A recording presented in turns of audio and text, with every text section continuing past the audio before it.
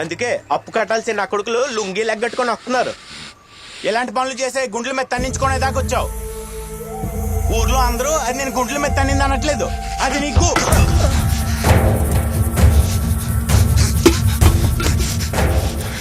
ఆవేశంలో పనులు చేస్తే నీకు నాకు తేడా ఏముందిరా? ఇక నుండి నేను చేస్తాను, నువ్వు చూస్తూ ఉండవు. నా కాళ్ళే కావాలి.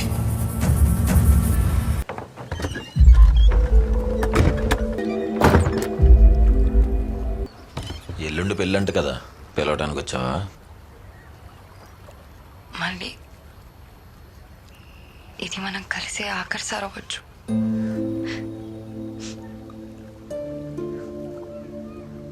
ఇప్పుడు కూడా ఇలా కోపంగానే ఉంటావా?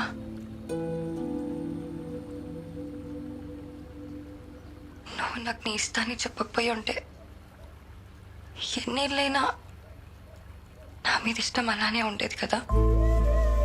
ఇవన్నీ ఉండేవే కాదు. ఇప్పుడు విడిపోయి బాధపడాల్సిన పరిస్థితి వచ్చేది కాదు. ఇప్పుడు కూడా ఇక్కడ వరకు వచ్చానంటే రేపు నాకు పెళ్ళి ఊరికి వస్తే నువ్వు నన్ను ఎప్పుడులానే ప్రేమగా చూడాలి. చూస్తావు కదా, ఎవరు ఎలా పోయినా సరే మనం ఇలానే ఉందామనే అంత ధైర్యం కూడా లేదు నాకు. మన ప్రేమ నీ ప్రాణం మీదకి తీయకూడదు మళ్ళీ. అలాంటిది ఏదైనా జరిగితే ఆ బాధని నేను జీవితాంతం మోయాలి. అది నేను తట్టుకోలేను.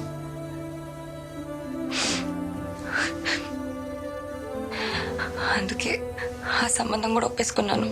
ఇష్టం లేకపోయినా తను ఎలాంటి వాడైనా సరే భరిస్తాను.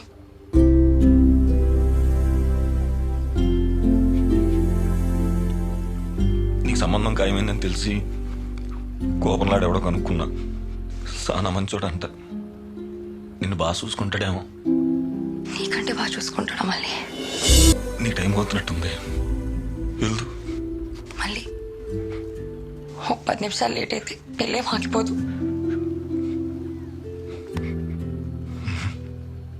మళ్ళీ ప్లీజ్. నువ్వు ఊర్లోకి ఎప్పుడు వచ్చినా చూస్తా. కోపంతో కాదు, ఎప్పట్లానే ఇష్టంతోనే. ఆఖరిసరి కలుసుకున్నాను అన్నావు, ఏడి తిని ఏడు మొహం గుర్తుంటుంది. కాస్త నవ్వేసిల్లు.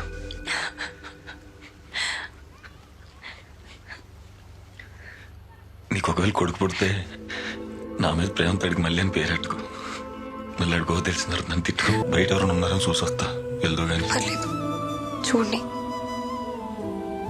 ఈసారైనా ఊర్లో పుకార్లు కాకుండా నిజాలు మాట్లాడుకుంటారు. మళ్ళీ ఐ లవ్ యూ ఎప్పుడు చెప్తుంటావుగా. నా కోసం ఆఖరిసారి చెప్పవా? I love you Lakshmi. రేపు ఒకవేళ నా కూతురు పుడితే అది నన్ను తిట్టుకున్నా పర్లేదు, దాని పేరు మాత్రం లక్ష్మి. జాగ్రత్త. అమ్మాయి అంటే అంత ఇష్టమా నీకు? చాలా ఇష్టం అక్క. కష్టమైనా పర్లేదు, మర్చిపోతా.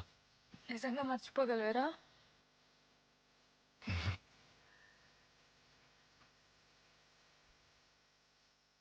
నా కొడుకులు లక్ష్మి పెళ్లికి కూడా బ్యాండ్ మనమే వాయించుకుంటున్నారా?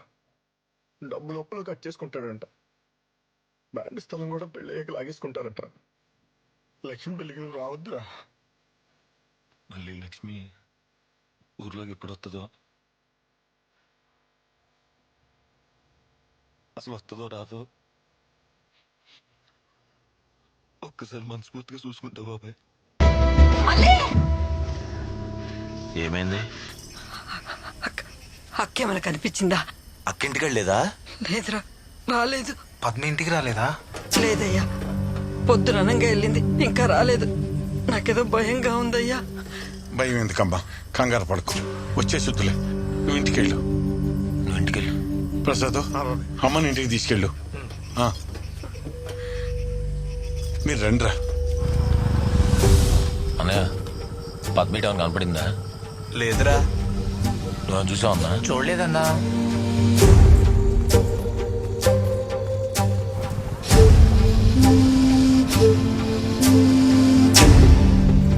ఏమైందిరా? అమ్మ పద్మకు కనిపించట్లేదే. ఆ?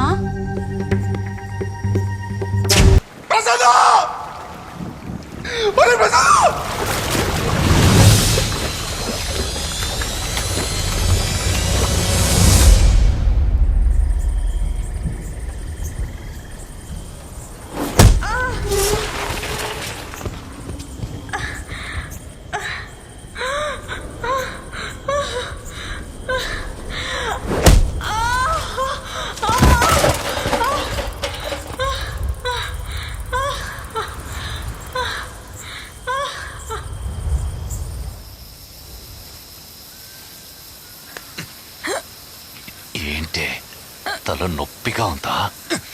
మరి రోజు నా ఇంటి ముందు కూర్చొని డబ్బులు కొడుతుంటే నాకెంతుండాలే నొప్పి. నువ్వు నీ తమ్ముడు కలిసి ఏది పడితే అది చేస్తుంటే చూస్తూ ఊరుకోవడానికి నేనేమైనా ఎర్రి నా కొడుకులా కనపడుతున్నానా?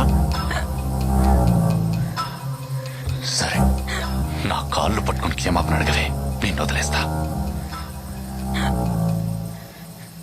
నీ కాళ్ళు పట్టుకునే పరిస్థితి వస్తే నేనే ఊరేసుకొని చచ్చిపోతా. నీ బతుకి ఆత్మాభిమానం ఒకటే. పట్టుకోరా.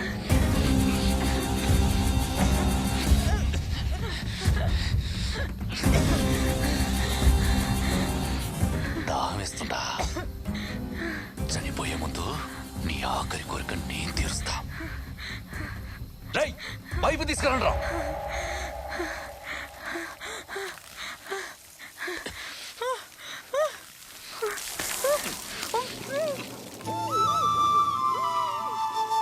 మనం ఏం తప్పు చేసామే?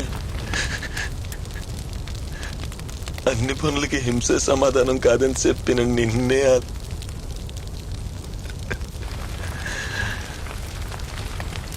ఒక మనిషి పుట్టడానికి సంవత్సరం పట్టిద్ది కదే, అలాంటిది రాత్రికి రాత్రి నిన్ను లేకుండా చేశాడు. నువ్వు చెప్పు, నువ్వు టీచర్వే కదా. ఇంత చిన్న విషయం కూడా అర్థం చేసుకోలేని నా కొడుకుని ఏం చేయమంటావు అక్క?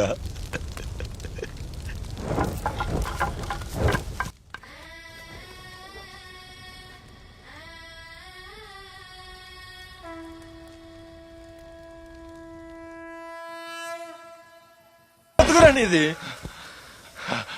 మా అక్కని చంపేప్పుడు మాత్రం నీకు ఇలా దండం పెట్టడవరా? అయినా నేను చంపితే మాకేం మిగులుతుందిరా? కూతురు చచ్చిపోయి కొడుకు జైలుకి వెళ్తే అదిగో ఆయన అనాథైపోతాడు. చంపేస్తాను, నేను చంపేసి జైలుకి వెళ్ళిపోతాను. మళ్ళీ ఎట్టగా ఎవరు లేరు కదరా, ఎవరు లేరు కదా. సంజయ్ సంజయ్, ఒకప్పుడు చెడ్డోని చంపితే వాళ్ళు దేవుడు అంటారా? మనలాంటి ఎంతమంది చెడ్డోళ్ళు చంపినా మనల్ని అంతకులేనే అంటారా? నువ్వు అంత కూడా నాకు ఇష్టం లేదు. అయినా నువ్వు జైలుకి వెళ్తే ఊర్లో గోడ మీద ఉన్న పిచ్చి గీతలు ఎవర్రా బాగు చేసేది? ఈ అంబాజీపేటలో నువ్వు ఉండాలి, నేను ఉండాలి, ఈడో ఉండాలి. ఊర్లో ఏదైనా తప్పు జరిగితే మనం ఉన్నామన్న ధైర్యం ఉండాలి. ఎవరికైనా తప్పు చేయాలనిపిస్తే ఈడికి పడే గచ్చ పట్టిద్దని భయపడాలి. అమ్మా, నాన్నని ఎందుకు అలా తీసుకెళ్తున్నారు? తప్పు చేశారు. అలా పగతో ముగించాల్సిన కథని పరిష్కారంతో ముగించాం.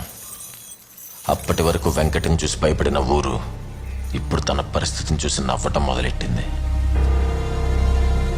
ఊరి నడిబొట్టులోనే ఆడికొక జైలు కట్టింది. అది జైలు మాత్రమే కాదు, ఆడి బతుకు మీద మా అక్క సమాధి.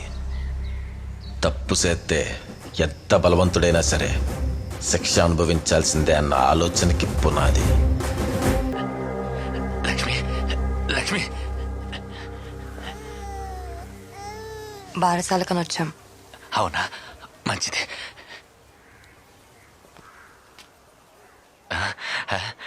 మేనకోళ్ళ పేరేం పెట్టావు?